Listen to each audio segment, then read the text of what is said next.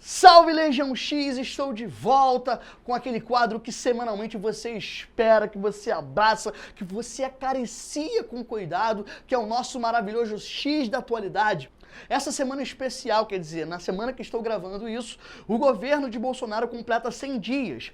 E como esse momento ele é tido como um momento importante de análise, de balanço, né, das medidas adotadas pelo governo, pelo presidente do Brasil, desde pelo menos a redemocratização, hoje, no dia que estou gravando este vídeo, completam exatamente 100 dias do início do governo de Jair Messias Bolsonaro, eleito pelo PSL com 57,8 milhões de votos. A gente vai entender como esse capital político do Bolsonaro, se ele se manteve ou se, por outro lado, houve perdas nesse período. Afinal de contas, a gente sabe que o governo já foi marcado por algumas polêmicas, por alguns conflitos e por alguns embates. Então senta aí que eu sou Gabriel Mendes, professor de História, e estou aqui para mudar a sua vida.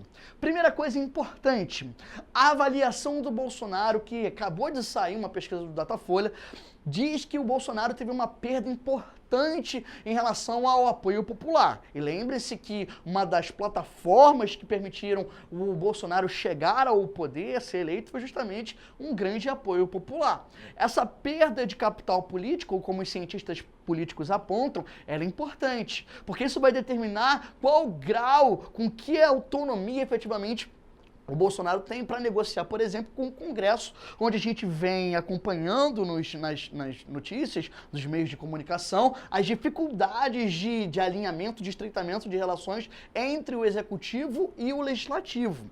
Então, Bolsonaro, dentro desse contexto conturbado, já percebe uma perda importante no seu capital político. De acordo com essa pesquisa do Datafolha, o Bolsonaro tem 30% de avaliação do governo como péssimo, como ruim ou péssimo. Isso significa a pior avaliação para um presidente no primeiro mandato do Brasil desde o início da redemocratização do país, desde pelo menos do Sarney. Então percebam que é um dado que chama atenção. 30 a 32 consideram o governo ótimo ou bom, e por aí vai. A gente percebe que da primeira pesquisa da Datafolha até a atual, nós temos uma perda de 15 pontos do Bolsonaro durante esse período. Então, é um sinal de alerta que se acende, que mostra que aquele capital político que o Bolsonaro tinha lá em janeiro, ele já se perdeu, e a gente vai entender através do que aconteceu nesse período, por que houve essa perda. Show de bola? Vamos entender uma coisa importante. Por que a análise dos 100 dias? Na verdade, esse marco, ele se inicia lá nos Estados Unidos, no governo de um presidente chamado Franklin Delano Roosevelt. O Roosevelt, o cara do New Deal, o cara que apresenta um programa econômico para solucionar a crise de 29, que assolou os Estados Unidos e toda a economia capitalista. O Roosevelt apresentou, ao final dos 100 dias, ou no início dos 100 dias do seu governo, um balanço de como as suas medidas já surtiam efeito na economia norte-americana. Acabou que se tornou um marco, tanto nos Estados Unidos e em outros países do mundo ocidental, e o Brasil dentre eles, como um marco simbólico para o balanço das medidas que o presidente até então tomou. Vamos então analisar, através dos dados e das informações que eu trouxe para vocês, o que a gente pode pontuar como fatores positivos e negativos desses primeiros 100 dias do Bolsonaro. O governo do Bolsonaro que já começou conturbado quando eclode um caso de um escândalo envolvendo o seu filho, Flávio Bolsonaro, e a ideia e a possibilidade do desvio do gabinete do Flávio, ainda quando ele era deputado estadual, e o envolvimento do seu motorista, o Fabrício Queiroz, né? O Queiroz que fez algumas movimentações financeiras um pouco inapropriadas ou que não correspondiam aos seus ganhos e tal, mas essas investigações não avançaram. No entanto, isso foi no alvorecer do governo do Bolsonaro, uma denúncia envolvendo o seu próprio filho, né, o então, agora senador Flávio Bolsonaro, que já trouxe ali um primeiro tremor, um primeiro estremecimento no governo, no início, ainda em janeiro de 2018. Vamos analisar agora outros fatos importantes envolvendo esses primeiros 3 meses.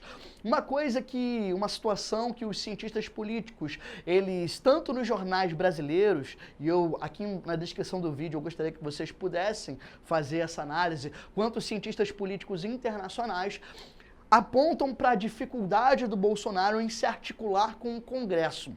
Essa dificuldade, de acordo com os cientistas políticos, está relacionado à manutenção por parte do Bolsonaro de um discurso ainda eleitoral. Ou seja, Bolsonaro já ganhou as eleições, no entanto, ele tem dificuldade de dialogar, de conversar com o restante da população brasileira para além do seu eleitorado. E é importante mencionar, 58 milhões de pessoas votaram no Bolsonaro, mas a população brasileira já está na casa dos 200 milhões. Então é importante um discurso mais abrangente. E essa dificuldade de discursar para o restante da população também se reflete na dificuldade do Bolsonaro em dialogar com o Congresso Nacional. E se o Bolsonaro quer a aprovação da reforma da Previdência, que foi apontado durante o processo eleitoral como um dos seus grandes projetos para o país, um dos projetos apresentados para ele importantes, a gente percebe para que o avanço da reforma da Previdência aconteça, é necessário uma articulação com o Congresso que seja maior, né? A gente observa, inclusive, dentro desse período dos 3 meses, um protagonismo maior do Rodrigo Maia, que durante o governo do Temer assumiu uma posição de foi mais coadjuvante, né? A gente observa que agora o Rodrigo Maia, inclusive já mostrando a insatisfação ou simbolizando a insatisfação do Congresso com o modus operandi de Bolsonaro, inclusive já colocou algumas pautas aí que atrapalharam o andamento da reforma da Previdência, adiantando algumas questões relacionadas a uma reforma tributária. Então a gente observa que esse início do governo do Bolsonaro evidencia, na verdade, uma coisa que nós muito bem sabemos, que é a dificuldade do Bolsonaro de dialogar com uma camada mais abrangente da população. A gente sabe que o Bolsonaro assumiu durante a campanha eleitoral um discurso de nomear para os cargos públicos no país pessoas que estivessem alinhadas com suas perspectivas ideológicas ou pessoas preparadas tecnicamente para ocupar os ministérios, mas a gente observa que, por outro lado, isso também traz a dificuldade, ou trouxe a dificuldade, desse alinhamento, dessa facilidade em dialogar com o Congresso, né? Eu acho muito interessante essa quebra na lógica da política do toma lá da cá, mas é importante também entender que o Brasil vive um contexto político e vive um sistema político que nós denominamos de presidencialismo de coalizão, ou seja, é imperativo, é necessário a articulação entre o executivo e o legislativo para que o país avance, né? Senão a gente exatamente fica no momento que vivenciamos atualmente no nosso país, que é esse entrave, né? Não avançam os debates, os conflitos ficam cada vez maiores e o país fica, né, nesse momento, né, sem sair do lugar, nesse estado de inércia, beleza? Então a gente observa que essa dificuldade de articulação traz dificuldades no avanço da reforma da Previdência. E alguns cientistas políticos, inclusive economistas, apontam que a própria população, ela entende a necessidade dessa reforma. Se você quer entender mais a miúde a reforma da Previdência, aqui nós temos também o cardzinho sobre a reforma da Previdência que nós acabamos de gravar para você entender melhor essa questão da reforma. E vem um ponto importante. Desde o início sabia-se que a reforma não seria, né, a votação não seria feita de forma integral, o texto sofreria mudanças e justamente o legislativo serve para isso. No entanto, essa dificuldade de articulação traz essa dificuldade nessas mudanças e no avanço da votação da reforma da Previdência. Nós já temos, em 3 meses de governo, a queda de 2 ministros.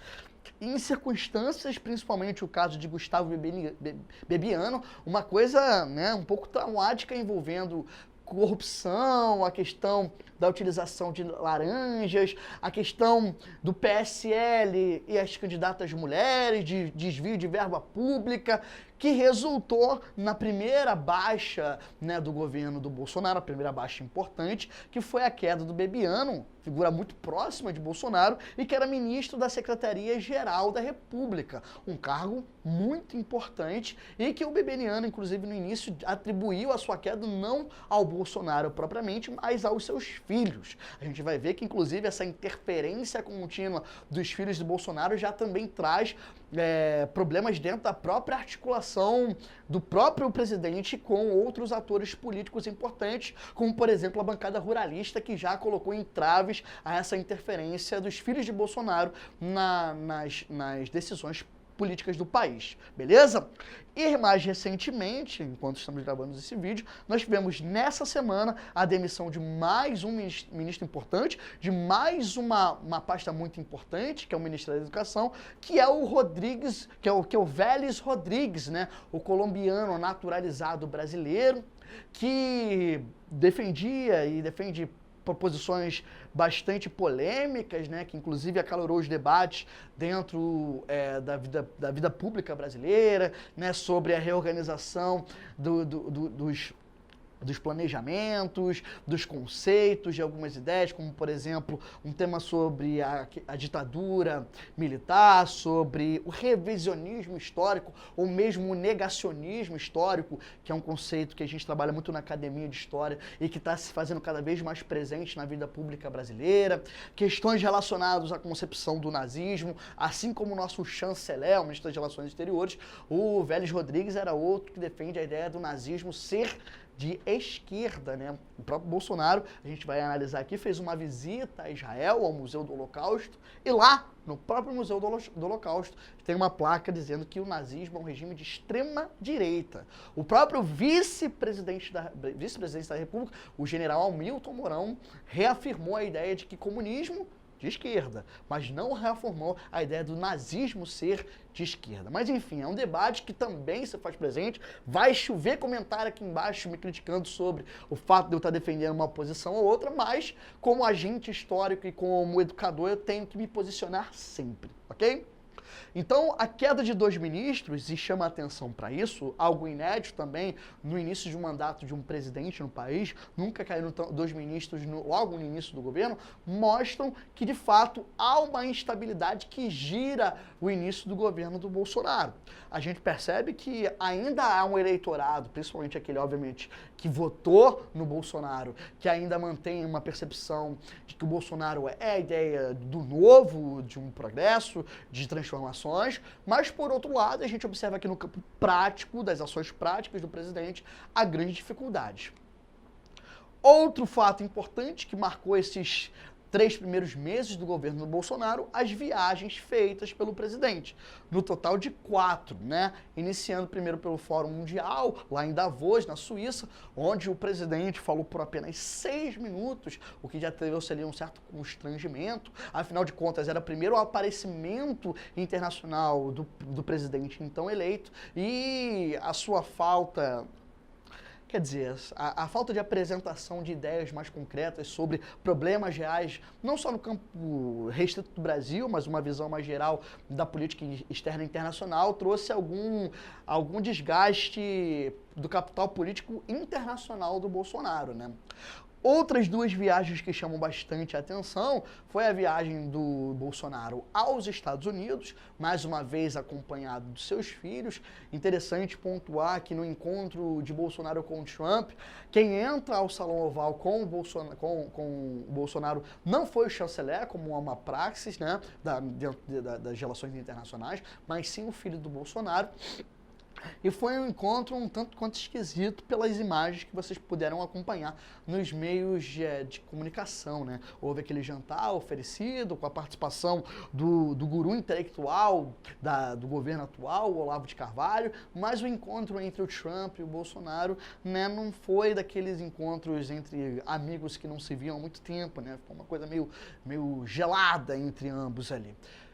O próprio Bolsonaro disse recentemente, na verdade na semana passada, e também está aqui o link para você verificar, não uma fake news, foi feito pelo próprio presidente, que ele não nasceu para ser presidente, né? Nasceu para ser militar. Então, desculpem as caneladas, disse o presidente, né? Mas eu não nasci para ser presidente, eu nasci para ser militar. Mas ao se colocar, a se propor, né, como presidente do Brasil, é importante que se tome medidas relacionadas ou que tragam validade ou que sejam benéficas para o nosso país. Assim, interessante mencionar esse ponto. Outro encontro muito falado foi o encontro com o Benjamin Netanyahu. Lembre-se que durante a campanha eleitoral, o Bolsonaro, ele falou diversas vezes que tiraria, né, o consulado brasileiro de Tel Aviv para Jerusalém. E aí vem uma questão importante do ponto de vista econômico, tá, pessoal? Quando a gente fala dessa aproximação entre o Brasil e Israel, que é muito mais por uma questão ideológica, muitas das vezes se esquece da questão econômica. Os países árabes estão muito incomodados com as falas do Bolsonaro, principalmente com essa aproximação muito forte do Bolsonaro com o governo israelense, até porque o Brasil tem um mercado muito importante no Oriente Médio, nos países árabes, com a exportação de carne, por exemplo. Ainda não se fechou a balança trimestral econômica com relação ao nosso PIB, mas alguns especialistas já apontam sobre os efeitos econômicos da forma política com a qual o Bolsonaro se coloca. Na viagem de Bolsonaro aos Estados Unidos, inclusive, ele deu uma entrevista à Fox News. A Fox News, que é historicamente reconhecida como uma emissora mais conservadora, alinhada ideologicamente com Trump nos Estados Unidos, mas que o Bolsonaro, ao dar uma entrevista de cerca de 40 minutos, teve que passar mais da metade da entrevista respondendo às suas falas de anos anteriores, relacionados à homofobia, a racismo, ou seja, a gente sente que os efeitos políticos do Bolsonaro, que é importante, já ocupava um cargo no baixo clero, né, há 28 anos, eles ainda se fazem presentes. E que o presidente que deveria estar apresentando propostas e projetos políticos para o futuro imediato e para o futuro mais distante, ainda encontra dificuldades por conta, obviamente, dessa relação da figura do Bolsonaro com o discurso extremista, coisa que durante a campanha eleitoral ele não fez questão nenhuma de se desvencilhar.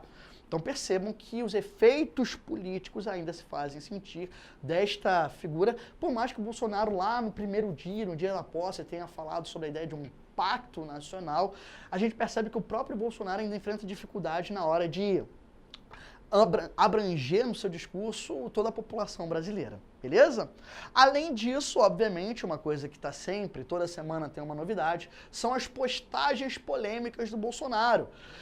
O que é o Golden Shower? Afinal de contas, isso é uma pergunta essencial para os rumos políticos, econômicos e sociais do Brasil, né? Ao fazer postagens, por exemplo, pornográficas, né? O Bolsonaro, na verdade, ele não contribui na construção de uma imagem menos extremista, menos radical. E, obviamente, com essa forte relação com figuras, e eu vou aproveitar esse momento para falar qual é a base, né, de apoio do Bolsonaro, que, na verdade, podem ser grupos, inclusive, contraditórios, né? Nós temos os evangélicos, os militares, os liberais na economia e os antiglobalistas. Esses 4 grupos que, inclusive, de vez em sempre estão aí entrando em conflito entre si, trazem dificuldade na construção de uma visão mais coesa sobre o governo do Bolsonaro. Inclusive, uma disputa que acontece, por exemplo, dentro do cerne do Ministério da Educação, que resultou na demissão do Vélez Rodrigues, foi justamente a disputa entre os olavistas e os militares. Inclusive, os militares estão adotando um discurso muito, na maioria das vezes, até mais equilibrado e mais conciliatório do que a galera que tem lá com o Olavo de Carvalho como o guru ideológico. Então, é importante fazer esse balanço, até porque dentro desses retrocessos que a gente acompanha nesses 3 meses, também é importante mensurar que há alguma coerência do discurso do Bolsonaro lá durante o processo eleitoral e atualmente, como por exemplo a manutenção, né, do programa de PPI, que é a concessão das obras de infraestrutura à iniciativa privada, que vai gerar para os economistas, né, segundo as análises, uma arrecadação de cerca de 6 bilhões de reais em 30 anos, né? Programa criado durante o governo do Temer e que foi mantido durante o governo do Bolsonaro e que está em consonância com o discurso do Guedes e com o discurso do liberalismo que acompanhou ali o processo da campanha eleitoral do Bolsonaro. Além disso, nós temos as outorgas também, a iniciativa privada, que vão gerar de recursos para o governo brasileiro algo em torno de 7,7 bilhões em outorgas. É importante mencionar que quando o Bolsonaro vai aos Estados Unidos, entre as suas medidas, ele apresenta o decreto lá para eliminar a obrigatoriedade de alguns países, dentre eles os Estados Unidos, de apresentar visto para entrar no Brasil. Ele também, do ponto de vista não político, mas econômico, também abre mão de uma quantia importante que o governo brasileiro adquiria através da manutenção desses vistos, né? Então é importante mensurar sempre. E o princípio da reciprocidade, que baseia as relações entre o Brasil e os Estados Unidos, né, essa ideia da bilateralidade, não foi colocada em prática nesse momento, né, porque o governo norte-americano não fez o mesmo com relação aos brasileiros que entram nos Estados Unidos, beleza? Então a gente tem, além dessa questão econômica que ainda está muito incerta, os níveis de desemprego não diminuem, o governo não apresenta projetos concretos, né, para retomada do crescimento econômico, para retomada do emprego. Isso vai, obviamente, gerando na população uma ansiedade e a perspectiva de que no futuro não imediato isso vai acontecer. Então isso traz mais desgaste, mais perda de capital político. As postagens do Bolsonaro no Twitter, por exemplo, também reforçam a imagem que uma parte da população considerável tem com relação ao próprio Jair Messias Bolsonaro como figura extremista, radical, retrógrada, conservadora, e seja lá qual adjetivo você queira usar. Além disso, os seus filhos, que também se colocam ali como protagonistas políticos, né, uma espécie, né, de consultores do próprio pai, eles também dão declarações que contribuem para o desgaste político do próprio presidente, né? O próprio Eduardo Bolsonaro, que vai até a página, né, do Hamas para poder, quando o Hamas faz uma crítica a esse posicionamento do Bolsonaro pró-Israel, o Eduardo Bolsonaro está se colocando como um porta-voz do governo brasileiro contra um grupo que é sabidamente um dos mais perigosos em relação ao terrorismo no mundo, né? Inclusive colocando o Brasil no mapa do terrorismo do Hamas, que é uma coisa que até então era inconcebível. Então é importante mensurar, e a bancada ruralista, que é uma das mais organizadas dentro do Congresso brasileiro, já se coloca de forma mais veemente contra essa interferência dos filhos de Jair Messias Bolsonaro. A gente pode então observar que essa instabilidade do governo do Bolsonaro é fruto de uma falta de articulação e de um discurso muito direcionado para um grupo específico, o que torna os avanços nas propostas do próprio governo muito difíceis, né? Se a gente pega que as plataformas políticas do Bolsonaro eram economia e educação, você observa que não se vê uma perspectiva de aprovação imediata da reforma da Previdência, até porque muitos adendos ainda precisam ser feitos. No campo da educação, no discurso, né, contra o kit gay, a importância, né, o silêncio do Bolsonaro em casos fundamentais, como, por exemplo, na prisão do executor de Marielle Franco, no assassinato agora do músico carioca em Deodoro, onde os militares alvejaram seu carro com 80 tiros, né? Porque confundiram com um carro suspeito, de bandidos, né? A gente observa que esse silêncio constrangedor também traz desgaste à figura do Bolsonaro, né? Lembrando que o Bolsonaro, assim que governou, a terceira semana de governo, já buscou de uma forma mais veemente flexibilizar a questão, né, do acesso ao armamento, e algumas semanas depois a gente teve aquele massacre, aquela tragédia em Suzano, que mais uma vez alarmou sobre a possibilidade da população ter acesso mais fácil a armas e quais as consequências efetivas dentro da nossa vida social. Ou seja, Esses primeiros 100 dias trazem pelo menos muito mais dúvidas do que certezas, mas algumas das certezas imperativas do governo é melhorar a sua articulação política para que as próprias propostas feitas pelo governo avancem. Não se preocupe, porque até o final do ano mais X da atualidade virão para analisar o governo do presidente Bolsonaro e as repercussões de desdobramentos na nossa vida. Afinal de contas, o X da atualidade está aí, para sempre trazer mais dúvidas e reflexões, e estamos prontos, ó. Os comentários estão livres para vocês dizerem aquilo que pensam. O nosso coração é de vocês. Beijos.